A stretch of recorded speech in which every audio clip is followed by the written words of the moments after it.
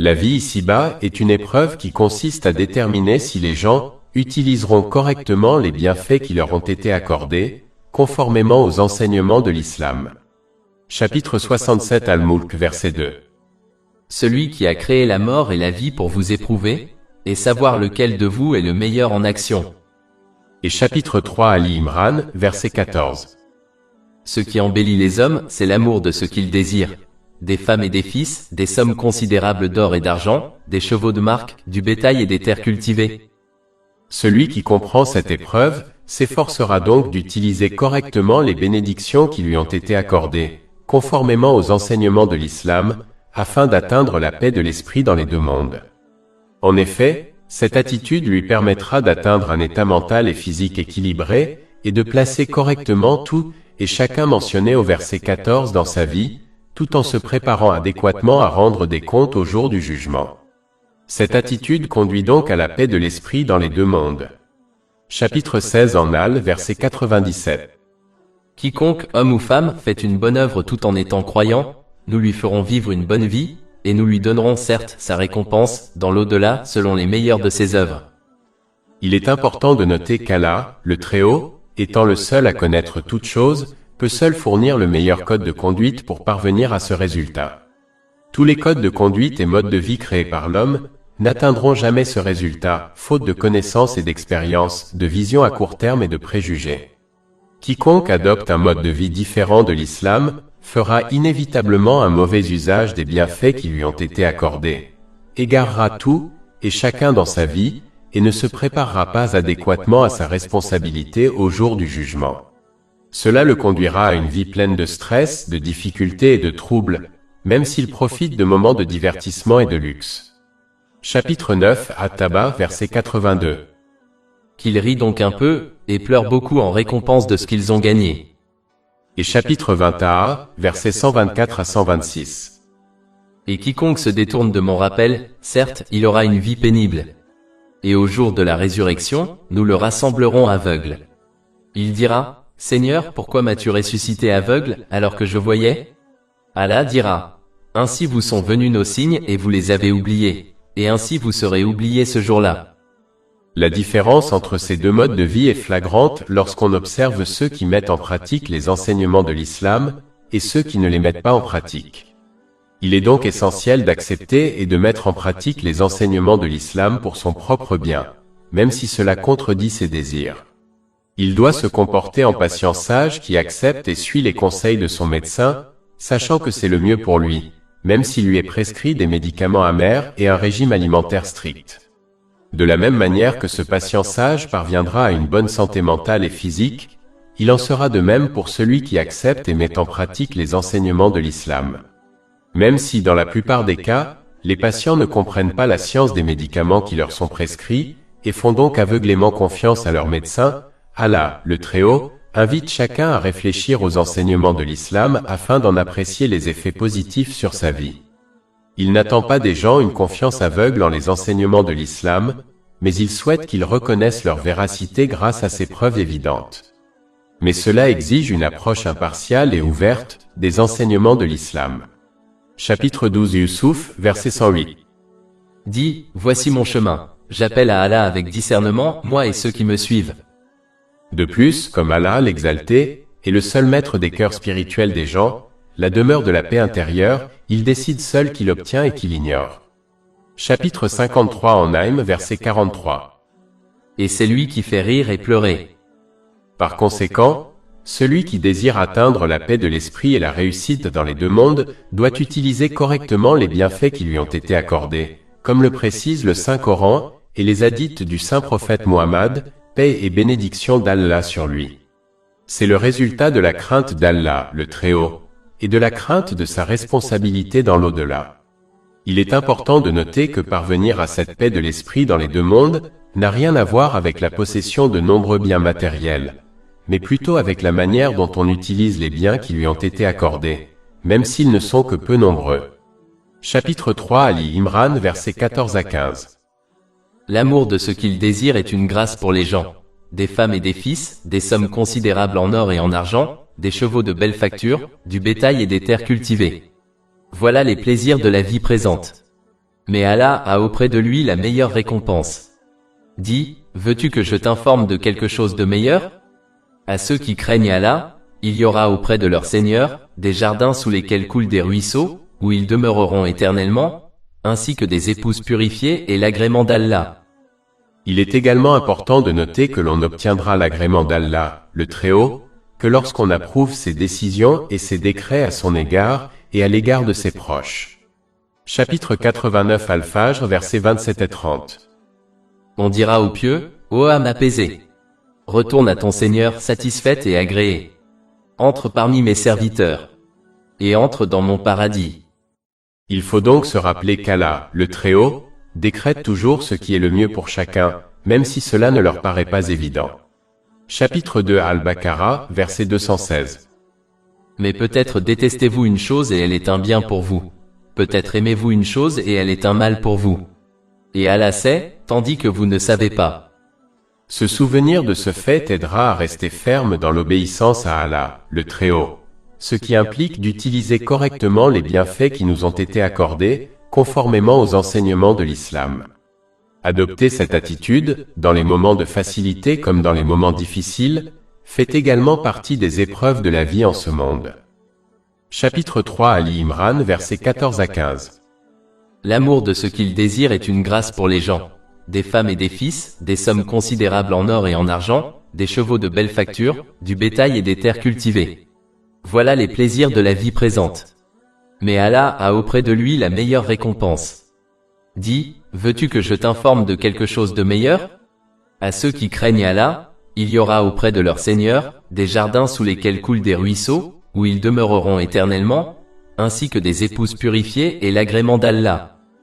Ces choses ont été embellies aux yeux des gens par différentes sources. Allah, le Très-Haut, les embellit d'une manière qui encourage les gens à les utiliser correctement afin d'atteindre la paix de l'esprit dans les deux mondes. Par exemple, le sexe opposé a été embelli pour les gens, tout comme la procréation, afin que les gens obtiennent ces biens par des moyens licites et gèrent et élèvent correctement leur famille, devenant ainsi une source de bien pour eux dans les deux mondes. Chapitre 25 Al-Furqan, verset 74. Et ceux qui disent, notre Seigneur, accorde-nous parmi nos épouses et notre descendance, une consolation pour nos yeux. Les choses mentionnées dans les versets principaux ont également été embellies par d'autres sources, telles que le diable, la société, les réseaux sociaux, la mode et la culture. Mais dans ces cas, ce processus d'embellissement encourage les gens à acquérir ces choses par des moyens illicites, ce qui devient source de stress et de difficultés pour l'individu dans les deux mondes.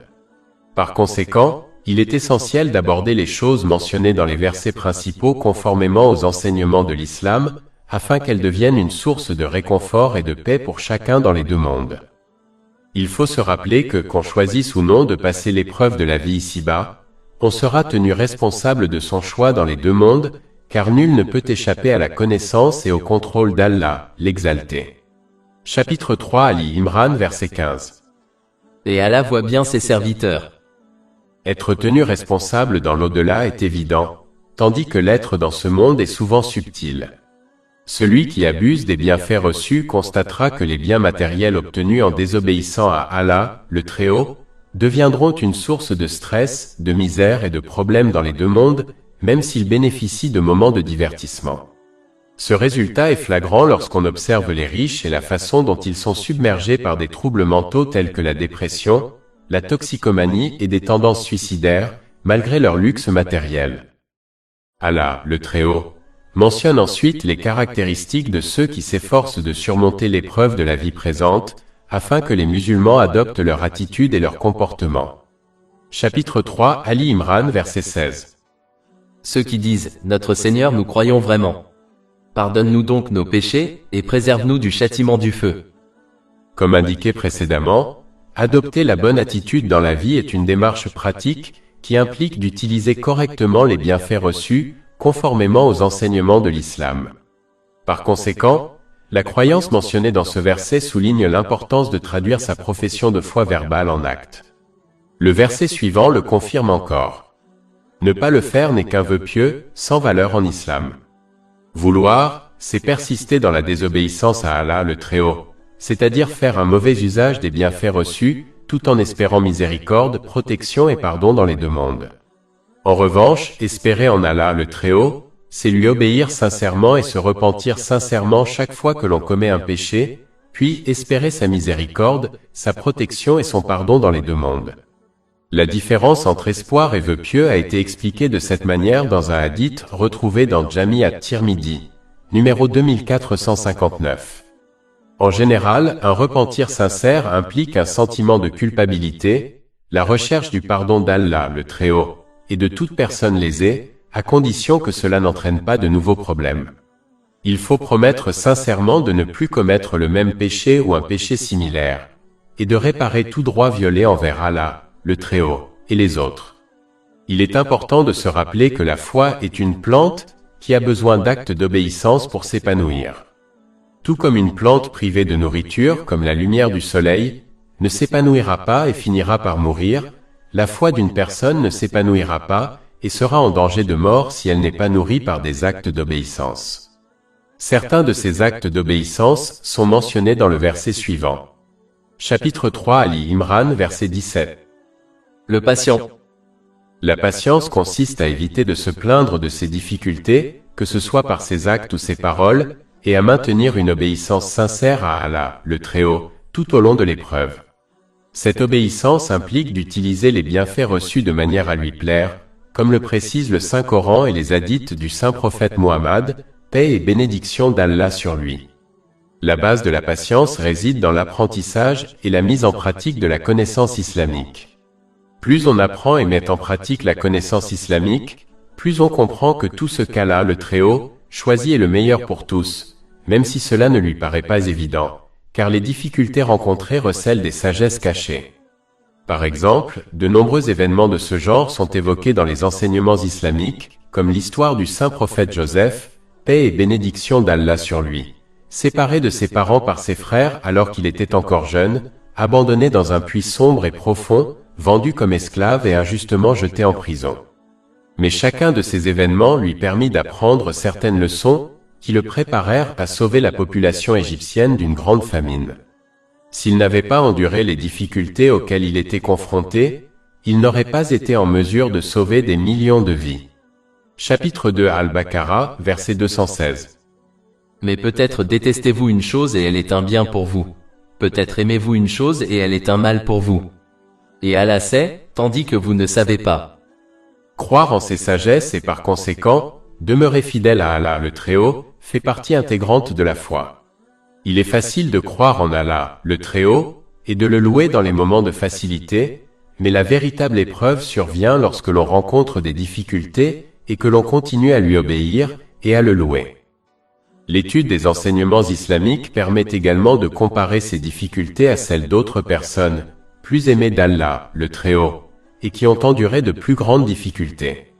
Cette comparaison permet de minimiser ses propres difficultés, ce qui favorise la patience.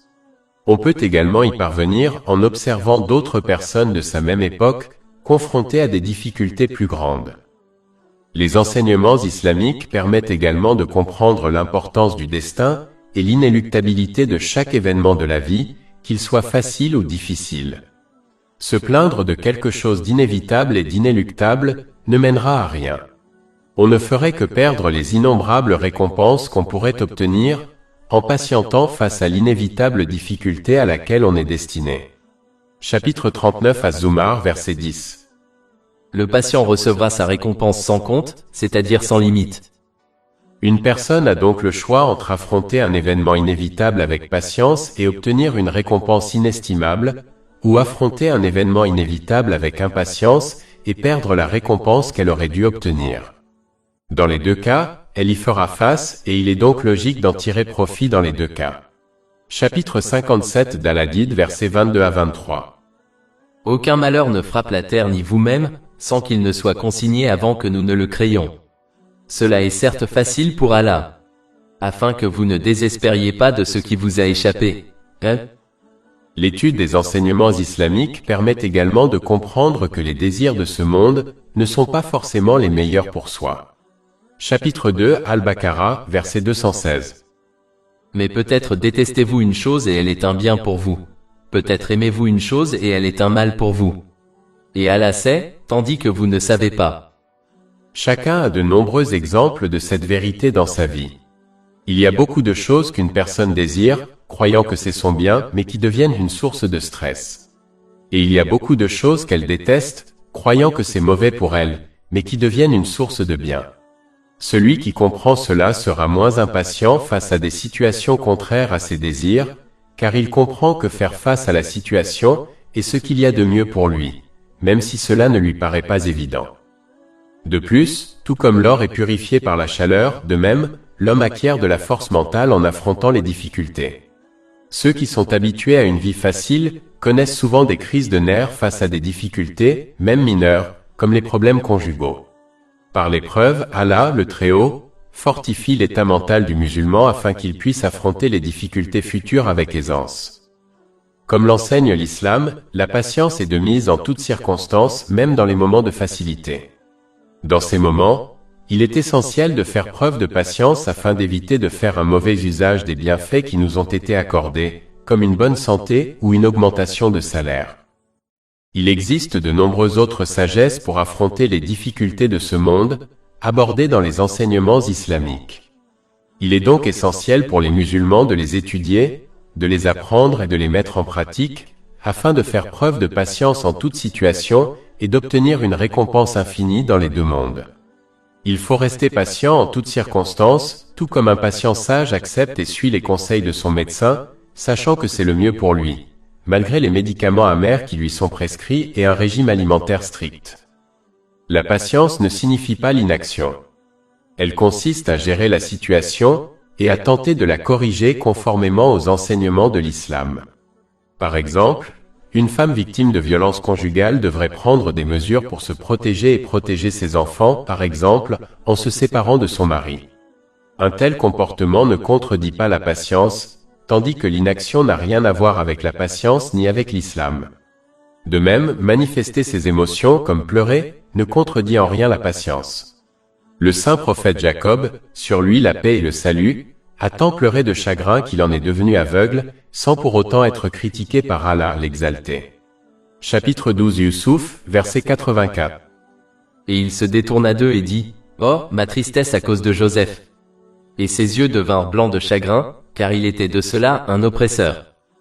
Il existe de nombreux exemples où le saint prophète Muhammad, paix et bénédiction d'Allah sur lui, a pleuré suite à une situation douloureuse comme la mort de son fils Ibrahim, qu'Allah l'agrée.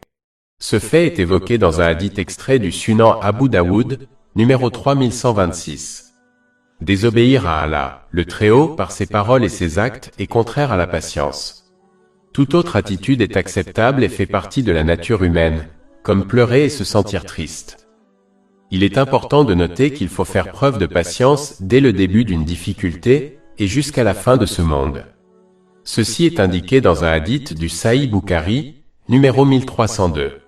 Faire preuve de patience après un certain temps n'est pas de la véritable patience, mais simplement de l'acceptation, une attitude naturelle chez chacun.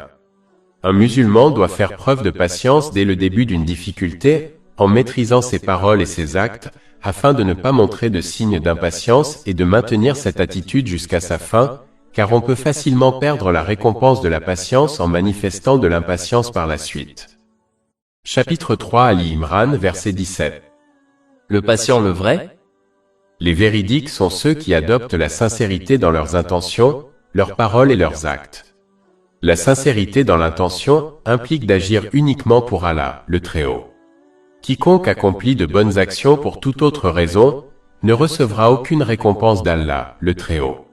Ceci est mis en garde dans un hadith retrouvé dans Jami at-Tirmidhi, numéro 3154.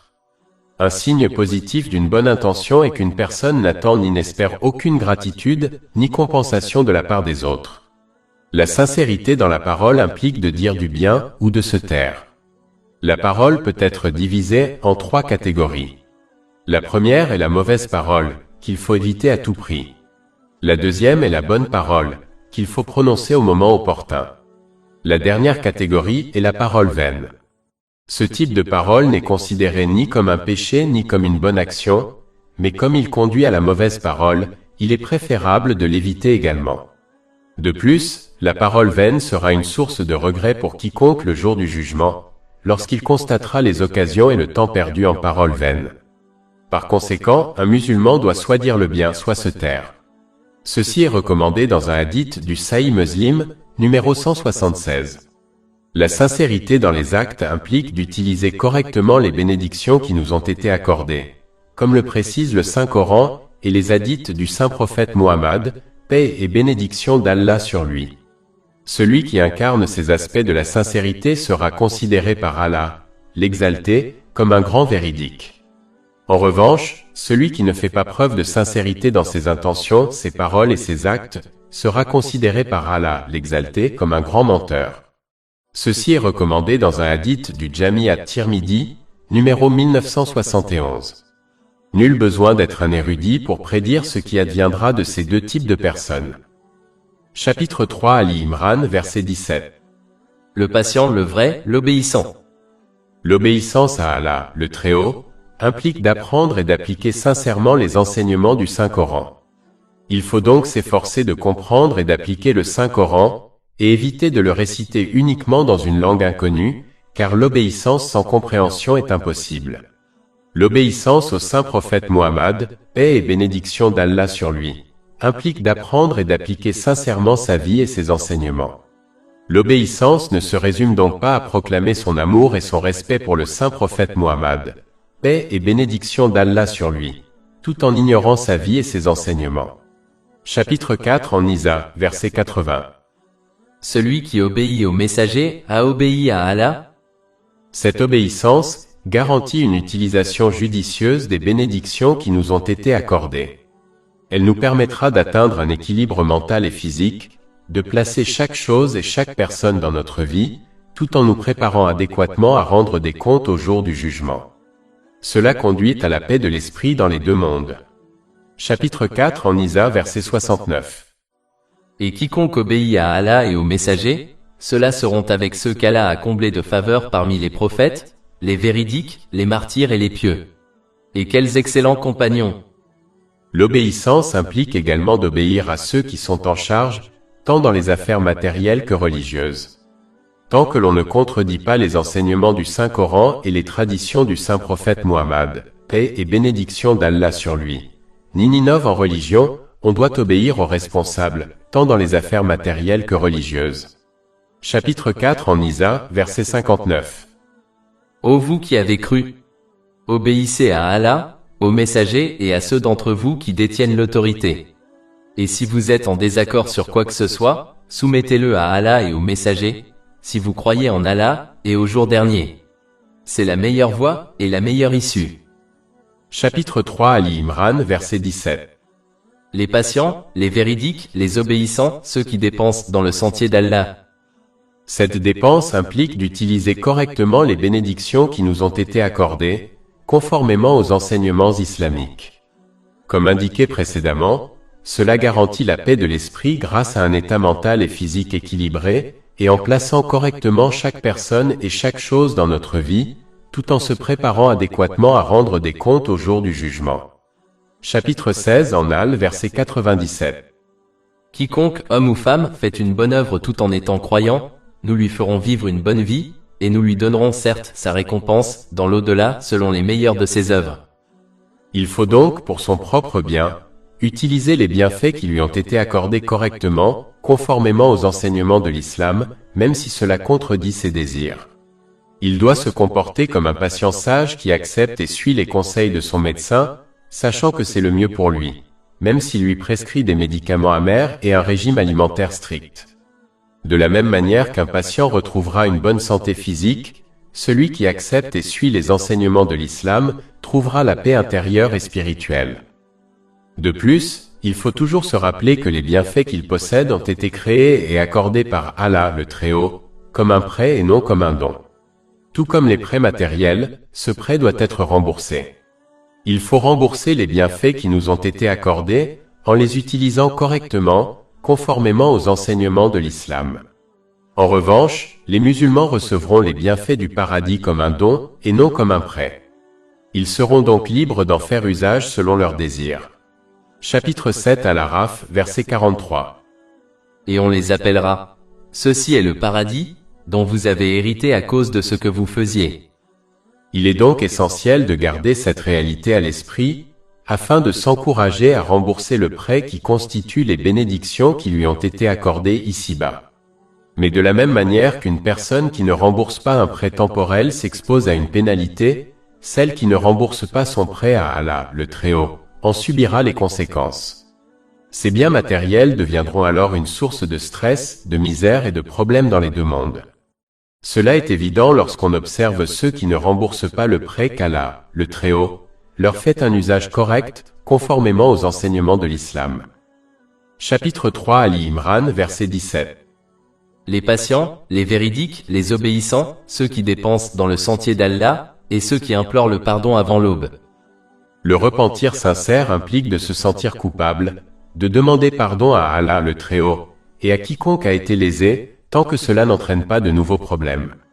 Il faut s'engager sincèrement à ne plus commettre le même péché ou un péché similaire, et à réparer les torts causés à Allah, le Très-Haut, et aux autres. De plus, le verset 17 souligne l'importance de la prière nocturne surérogatoire. Dans un hadith divin, retrouvé dans le Sahih Bukhari numéro 1145, le saint prophète Muhammad, paix et bénédiction d'Allah sur lui, a indiqué qu'Allah, l'exalté, descend chaque nuit au ciel le plus proche, selon son infinie majesté, et a invité les gens à lui demander de pourvoir à leurs besoins afin qu'ils puissent les combler. L'adoration nocturne surérogatoire témoigne de la sincérité envers Allah, l'exalté, car aucun autre regard ne les observe. Elle possède d'innombrables vertus. Par exemple, un hadith retrouvé dans Sunan en Nasaï, numéro 1614, la qualifie de meilleure prière surérogatoire. Les plus hauts rangs des deux mondes considèrent la prière nocturne surérogatoire comme la plus haute position réservée au saint prophète Muhammad, paix et bénédiction d'Allah sur lui, et a été directement liée à la prière nocturne surérogatoire. Chapitre 17 Al-Isra, verset 79. Et priez avec elle, c'est-à-dire la récitation du Coran, pendant une partie de la nuit, comme un rite additionnel pour vous. Il est attendu que votre Seigneur vous ressuscite, à une station louée. Les bonnes invocations nocturnes sont également acceptées. Ceci est recommandé dans un hadith retrouvé dans Jami at-Tirmidhi, numéro 3499. L'accomplissement de la prière nocturne surérogatoire prévient les péchés, aide à éviter les rassemblements sociaux vains et pécheurs, et protège de nombreuses maladies physiques. Ceci est recommandé dans un hadith retrouvé dans Jami at-Tirmidhi, numéro 3549. Il est conseillé de se préparer à la prière nocturne surérogatoire, en évitant de trop manger et boire, surtout avant de se coucher, car cela favorise la paresse et le sommeil.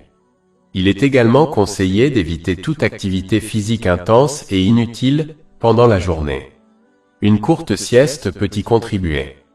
Enfin, il est conseillé d'éviter les péchés et de s'efforcer d'obéir à Allah, le Très-Haut, en utilisant correctement les bénédictions qui lui ont été accordées, conformément aux enseignements islamiques. Les personnes obéissantes trouveront ainsi plus facile d'accomplir la prière nocturne surérogatoire. En conclusion, le Saint-Coran précise que chacun doit appuyer sa profession de foi verbale par des actes concrets afin d'atteindre la paix de l'esprit dans les deux mondes. Cela implique d'utiliser correctement les bienfaits qui nous ont été accordés, conformément aux enseignements de l'islam. Par conséquent, il ne faut pas se préoccuper d'accumuler davantage de biens matériels, mais plutôt d'utiliser correctement ce qui nous a été accordé afin d'atteindre la paix de l'esprit dans les deux mondes. Car la paix de l'esprit réside dans la manière d'utiliser les bienfaits matériels, et non dans la possession de nombreux biens matériels. Chapitre 3 Ali Imran, verset 14. L'amour de ce qu'ils désirent est une grâce pour les gens. Femmes et enfants, grande quantité d'or et d'argent, chevaux de marque, bétail et terres cultivées. Voilà les plaisirs de la vie présente. Mais Allah a auprès de lui la meilleure récompense. Plus de 500 livres électroniques, livres audio, infographies, podcasts et blogs gratuits disponibles sur notre site web www.chekpod.com.